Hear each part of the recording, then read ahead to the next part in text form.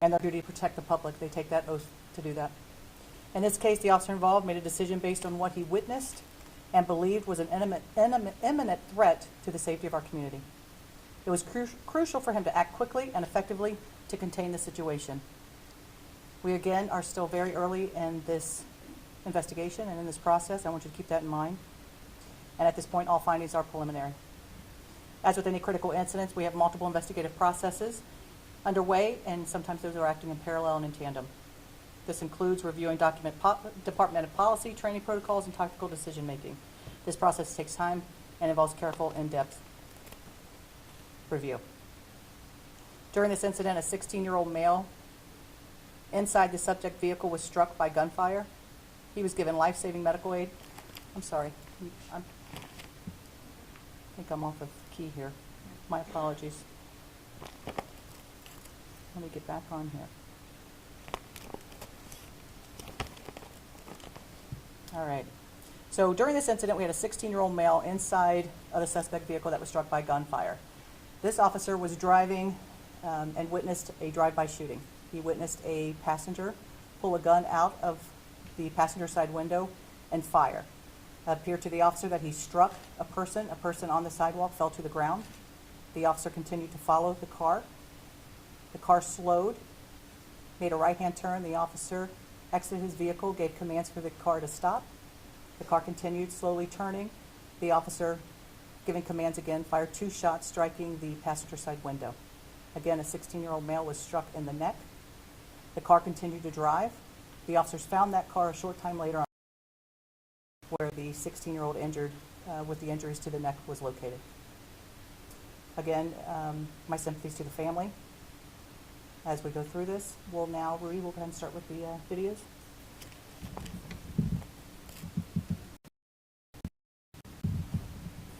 So we're going to start with the radio traffic. Highway 804, I'm behind the vehicle. He just shot at someone on the curb. Someone's down at Northgate and Runberg. He's traveling east on Runberg. Speeds are 6 miles an hour. We'll be in pursuit. I'll be the supervisor. The description of the vehicle? Please give him some more units. 10-4, got 809, can 1 round. On Parkfield. There was a shot that came out of the passenger side of the vehicle. 10-4. Shots fired. So at that point, we're talking a matter of 10 to 12 seconds. At that point, before shots were fired, if you're following the vehicle. Go ahead with the body-worn camera.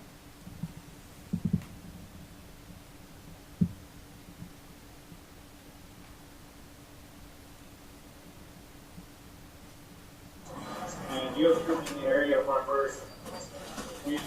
Stop! Austin, please! Right now.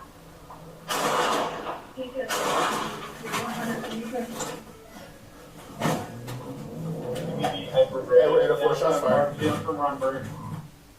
You can see he's keeping his gun out because at that point you don't know what you have, right? And so for safety measures, you keep your gun out and at the ready when it needs to be. Again, this is a situation where he felt that car was a danger. The person inside was a danger. Fired his firearm and what he believed was shoot somebody.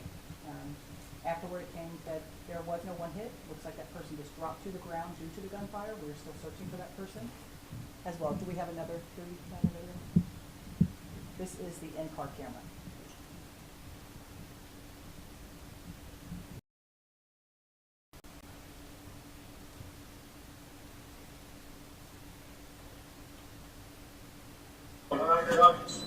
And you have troops in the area of Runberg. We had a shooting. Austin, please! Right now.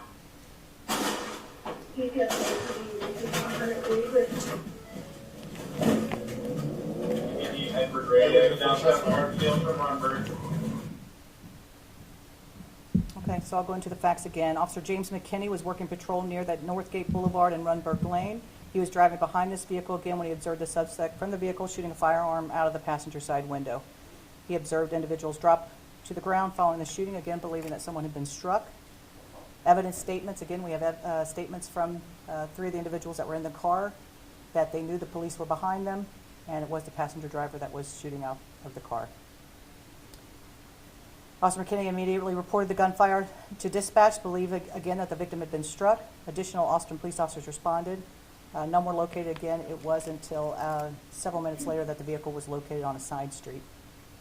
It is important to note that there was also a gun located inside the vehicle as well. Again, these are my condolences to the family. These are very difficult situations for sure. The officer, again, is on that administrative leave, which is standard protocol here. So at this point, we'll go ahead and take a few questions. Please raise your hand. Are there any policy concern questions when it comes to giving commands to somebody who is inside a car? I know it's early, but I want to. Yeah, I think it is early, but I do want to say this. When you talk about exigent circumstances and what that looks like, and so this officer's believing he just witnessed a possible homicide, is what he's believing. And so what is the community concern there? Is this a person that's going to be traveling, shooting more? What do we have here? And so to me, it's believing that there is still a continued threat. So again, very early in the process, but you know, when I'm looking at this and looking at all the things I know, there was still a threat in his mind that this person could either, if they got away, could shoot someone else. Were they coming back around to shoot the person that they had just shot at? What was going on inside that vehicle? Meredith, and then before he shot, was he trying to pull the car over? Like, I don't see lights. No, he was just doing patrol. So he's just doing patrol when he gets behind this car in this neighborhood and witnesses this. You can see as he moves forward, he did not put his lights and sirens on. You can see him in part of the camera where he attempts to push something. I think he puts his lights on, his overhead lights on. But the people in the car did say they knew the police were behind them, but his lights and sirens were not activated. And I just wanted to verify, it was 2 shots that the officer fired? Yes. Okay. And then also, sort of following these officer-involved incidents, including the 6th Street altercations, which I know that we're not talking about today, I just kind of wanted to ask what APD is doing kind of with the public transparency as well. Well, we're here today. I mean, this has been, 3-4 days after the incident. The 6th Street incident is something that investigation has to play out. There's due process involved there. And as soon as we can, we will absolutely get in front of you with that. There were a total of 4 people in the cars that day? There were, yes, four that were detained and 1 is missing. So we are seeking information on a 5th person. The person who was shot was in the passenger? The front passenger seat, yes, And where the gun was located. did the, I guess, two other people that got hurt at this point, did they give any sort of reason why he shot at this person inside that? Yeah, I don't think we're releasing that at this point. I have a couple, and this is just for clarification. Sure. And timeline stuff, not trying to shoot the system. So